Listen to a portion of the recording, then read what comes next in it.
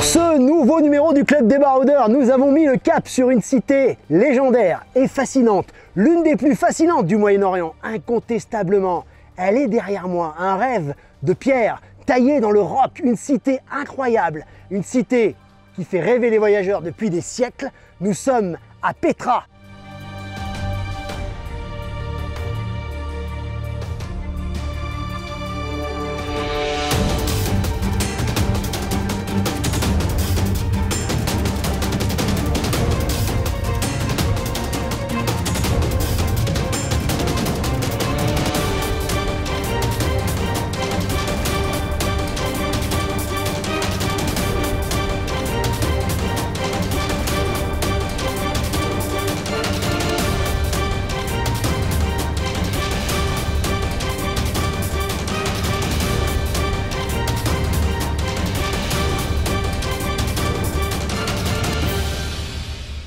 Incroyable Petra, sans doute l'un des plus beaux, sinon le plus fascinant site archéologique qu'il m'ait été donné de visiter lors de mes nombreux voyages. C'est peut-être l'un des souvenirs les plus incroyables que ce site a nul autre pareil, taillé dans la roche. Alors, Petra est incroyable, Petra est immense, on y passe des heures et des heures, un jour ne suffira pas.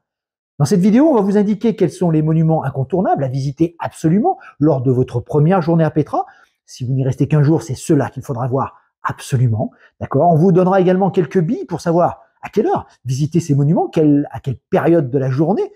On prend les plus belles photos, là où il y a le moins de monde aussi. Dans quel ordre visiter les sites incontournables que sont le Casné, le monastère ou autres sites à Petra. D'accord ? C'est parti pour la visite, c'est parti pour le site incroyable. On franchit le Siq et tel un rideau de pierre de théâtre.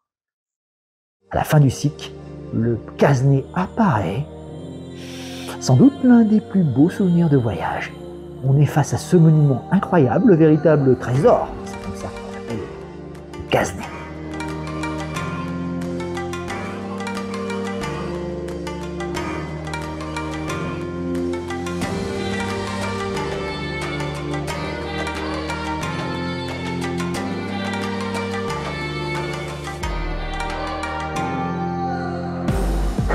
Le fameux, le mythique, le légendaire Casné, le trésor. Trésor du pharaon. Une légende tenace voudrait qu'un trésor ait été caché à l'intérieur, du temps des Égyptiens, d'accord. Et il se veut que les Bédouins qui passaient devant tiraient sur les jarres, pensant que le trésor ne pouvait être qu'ici. Temple funéraire, monument commémoratif ou tombeau. On ne sait pas vraiment à quoi servait ce temple, mais il est le plus célèbre et le plus beau du site de Petra, incontestablement. Plus visité aussi, il y a du monde, hein. Il va falloir faire la queue pour prendre la photo. Le Casné, un mélange architectural incroyable, un mix un petit peu de toutes les beautés qui pouvaient se faire à son époque. Hein, c'est un mélange finalement des civilisations gréco-romaines, etc. Un savant mélange de tout ce qui pouvait se faire à cette époque. Un mélange assez inattendu, hein. Fronton brisé, griffons sur colonnes corinthiennes gréco-romaines, au-dessus de guerriers armés de haches. On retrouve également les aigles de Zeus, les Amazones, etc. La déesse du centre et peut-être la déesse Isis. Égypte, Grèce, Rome, tout est mélangé dans un harmonieux mélange, assez chargé c'est vrai, mais ce monument est assez difficile à décrypter, assez difficile à comprendre, surtout que pas mal de, notamment l'urne, ils n'ont pas arrêté de tirer dessus en pensant qu'il y avait un trésor dedans, je vous le rappelle, hein, mais le reste aussi a un peu disparu, des figures féminines, on a du mal, surtout quand on est en bas, c'est assez haut, à bien comprendre ce monument.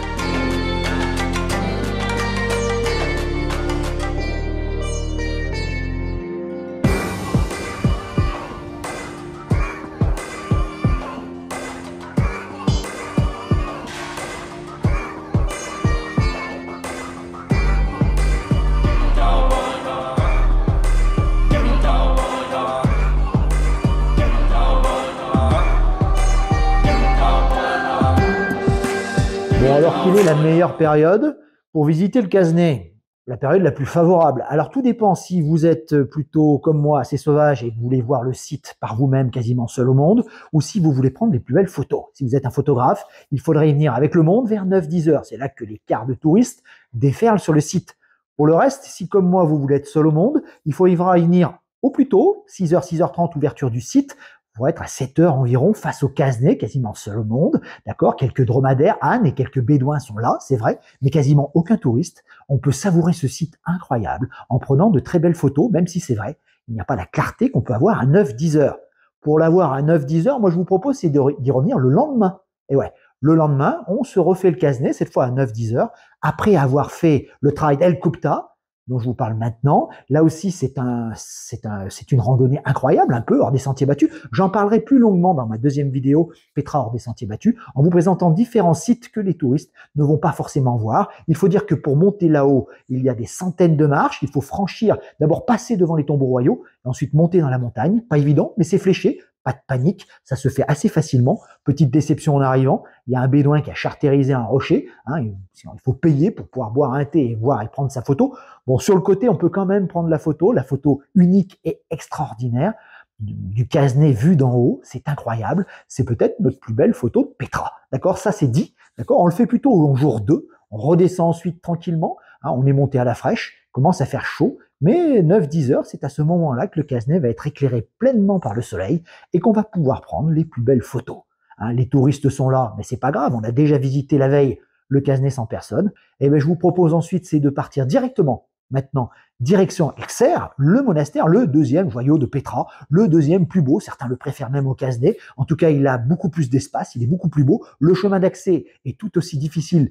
Il passe dans la montagne, des centaines de marches, 818 je crois, je les ai pas comptés, mais on va faire confiance aux spécialistes, pour arriver face à ce joyau de la cité. D'accord? Et si on y va suffisamment vite, après avoir pris ses photos au Casnais de bonne heure le matin, on risque d'être là aussi seul au monde. Les touristes vont arriver autour de 11h, midi, 11h30, midi peut-être. Certains, attention, peuvent venir par derrière, je vous en parlerai quand on fera le monastère. Mais c'est vrai qu'on fonce vite pour être seul face au monastère. C'est la deuxième visite qu'on vous propose sur ce jour 1 de notre visite de Petra.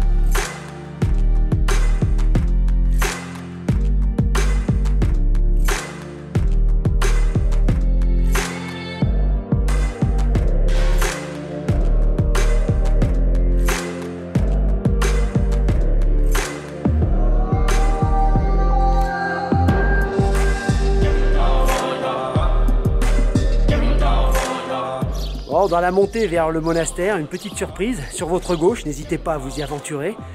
Au fond, un petit tombeau avec 2 lions qui commencent à s'effacer de chaque côté. Mais l'endroit est génial, un petit sikh, une petite nervure avec un peu de verdure. Franchement, une belle petite tombe, personne ne vient ici, c'est top.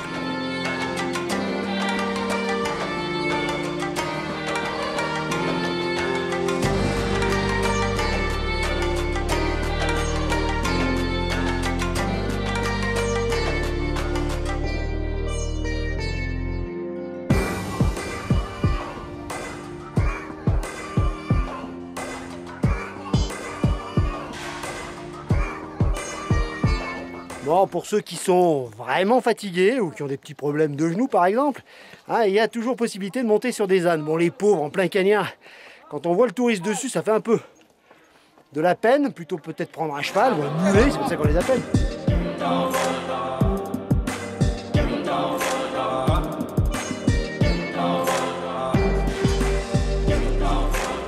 Bon, la montée vers le monastère est tout un chemin de croix.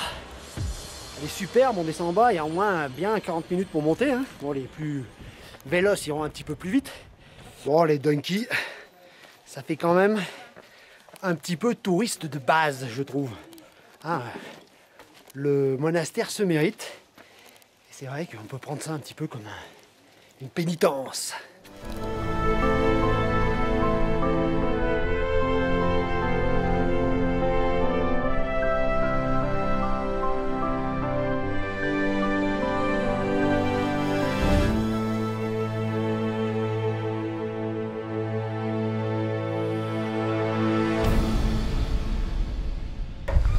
Le plus grandiose des tombeaux de Petra, Elder, le monastère, qui tire son nom sans doute du fait qu'il a été transformé en église ou en monastère à l'époque chrétienne.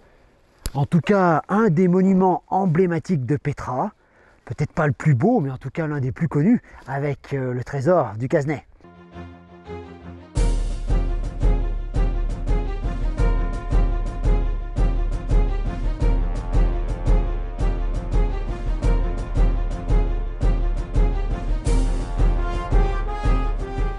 Bon, un petit conseil, si vous êtes comme moi un peu allergique au tourisme, ils ont construit une espèce de cafétéria qui n'existait pas il y a 10 ans évidemment, en face. Bon, vous montez sur le rocher derrière, au sommet, et là il y a des petites grottes où on peut se mettre pour observer le monument. C'est là qu'on le voit le mieux évidemment. Hein, ça tape un petit peu, mais si on se met dans une grotte, c'est pas mal. Donc c'est le lieu où je vous conseille de venir, en face du Quesnay, il est là, la cafétéria est juste en bas. Petit coup de gueule d'ailleurs, hein. C'est vrai qu'il y a énormément de boutiques un peu partout, même à l'intérieur des temples quasiment. Donc je trouve ça un petit peu dommage. Ça s'est un petit peu pipolisé, hein, avec évidemment le succès du tourisme.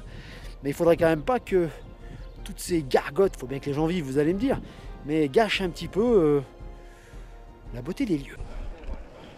La façade du Der a été creusée sur une profondeur de 15 mètres dans la montagne, ce qui l'a protégé de l'érosion. Il est resté dans un état quasiment parfait malgré ses 2000 ans d'existence. Sublime, c'est là évidemment des hauts lieux et des grands monuments de Petra.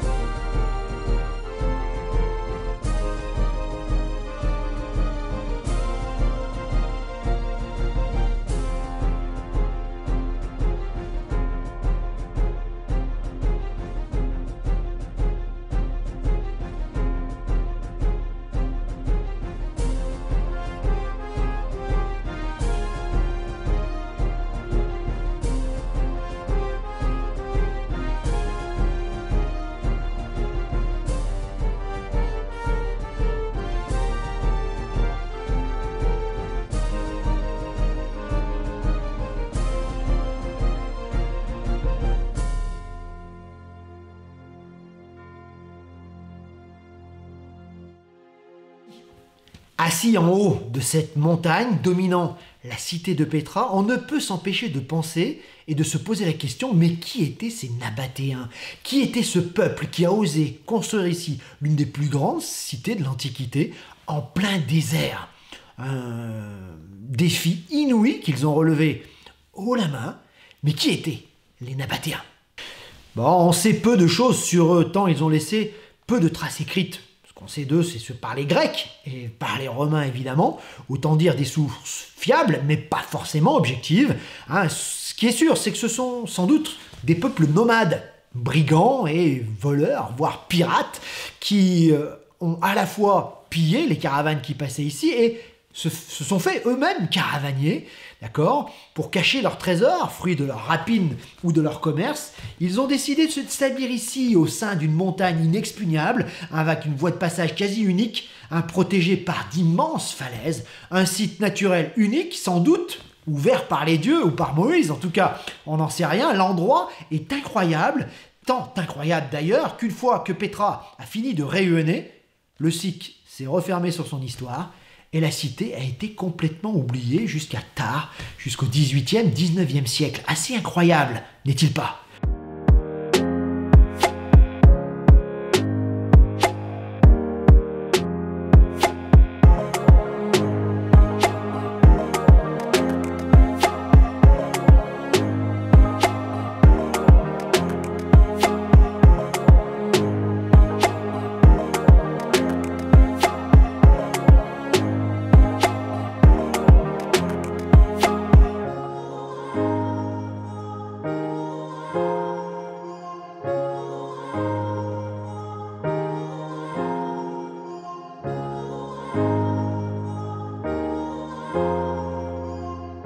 C'est vrai qu'on a bien du mal, quand on visite Petra aujourd'hui, à imaginer l'effervescence de cette ville opulente, très riche, 10 000 habitants autrefois, ici, se répartissaient dans la vallée. Et puis on avait cette foule, évidemment, de marchands et de caravaniers de passage, les troupeaux de chameaux, d'ânes, de mulets, les coffres, les ballots, les paniers, les couffins et les jarres. Imaginez également, outre l'or pour les rois, l'encens pour les dieux, la myrrhe pour embaumer les morts, ainsi que des épices et des aromates. Les Nabatéens faisaient commerce d'autres denrées précieuses, le cuivre, le fer, le bois, le santal, le tissu, la soie, le café d'Arabie, j'en passe et des meilleurs. On était dans un centre économique majeur et au centre du commerce des caravanes.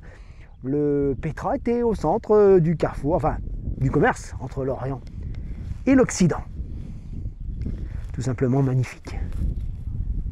Les mots manquent quand on visite Pétra pour la première fois. Moi, c'est la deuxième. Et j'ai toujours mon petit cœur de prof d'histoire qui bat la chamade.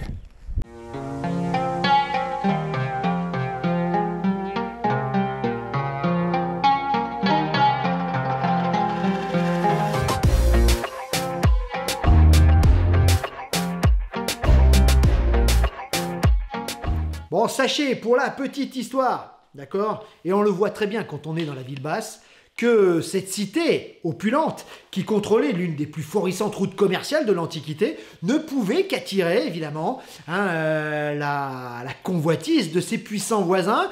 Elle a longtemps résisté, a été un pays client de l'Empire romain dans un premier temps.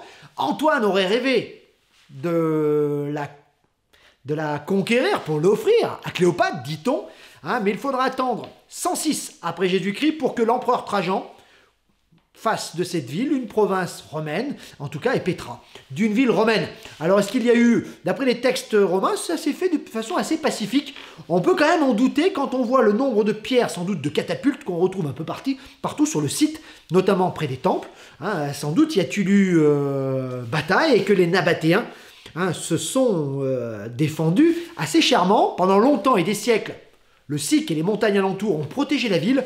Elles ne les ont pas protégées, évidemment, de la puissance de l'Empire romain qui va faire de Pétra l'un des joyaux de son empire. Quand on se balade dans la ville basse, on voit très bien que l'empreinte romaine, avec cette rue rectiligne, la rue centrale, à colonnade sans doute, à la romaine, ces beaux temples de ci, de là, et puis les bains publics et toute la beauté que devait avoir la ville romaine de cette époque, des bassins, des fontaines, etc.